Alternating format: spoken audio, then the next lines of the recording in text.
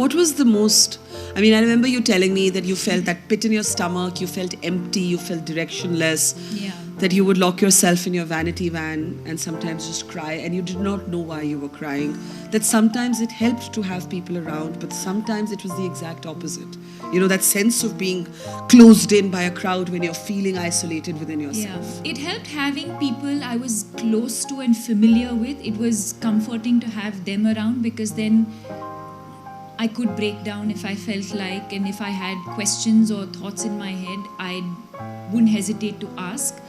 But at the same time, if I was in front of the media or at an event, which happened many times, that's when I'd feel a bit suffocated, because I didn't want to break down in public. And this is before I made up my mind to go public with what I was dealing with. Today, if that happens to me, if I ever go back to that space, and I hope I don't, I don't think I'd think twice about exposing the way I feel. And I think a large part of one's road to recovery is to accept what you're going through, and to not challenge it, but to embrace it, and to actually allow your body and your mind to go through that experience, and know that there is a road ahead that will get you out of all of this. And it's not an individual, I don't think I could have done it on my own. I think it's very important to have that support system. So while, people credit me for coming out and speaking out, I think it's equally important for caregivers to acknowledge, and for us to acknowledge, that it's important for them to be with us on this journey. We wake up today, we read the papers every single day, there's a headline.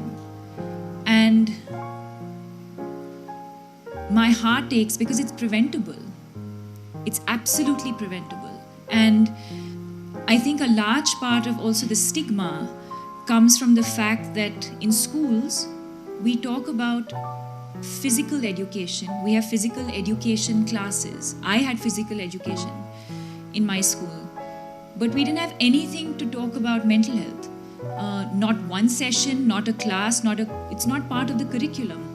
So I think if we included that in the curriculum, and we introduce just the idea of the importance of mental health at a school level, there will be no stigma, because it's the same way as a child, you're educating me about so many other things. So educate me about the importance of mental health the same way we talk about the importance of physical health.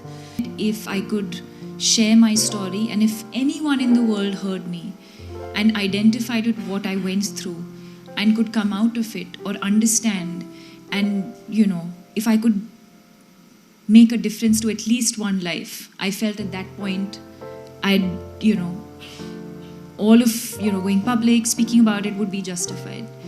I also felt like the narrative around mental health in India needed to change, and I can do that today. The very reason why we're sitting here today,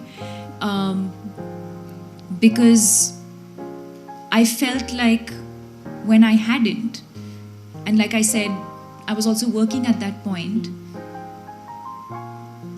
I was like, why can I not tell someone when someone asks me how am I doing? Like the film that you just saw before we came in is, I think what got to me was when people were asking me how are you doing? And one day I thought, are they really asking me how I'm doing? Do they actually have the time to listen if I said I'm not feeling okay? Will they actually give me that moment and understand what I'm going through? Or is it just perfunctory? Is it just superficial? When we ask people, how are you doing? Is it just superficial? Is it just, formality, because that's the way we've been brought up? Like, just ask and, yeah, I'm fine. Oh, great. Everything's great. Is everything really okay? And I wasn't okay. So I think that's what really got to me, because I wasn't okay. And it reached a stage where I was like, why can't I just tell people that I'm not okay? It was just that. And that's when I reached out, and that's when I felt like I needed to talk about it. I felt like, because I felt bottled, I felt caged, I felt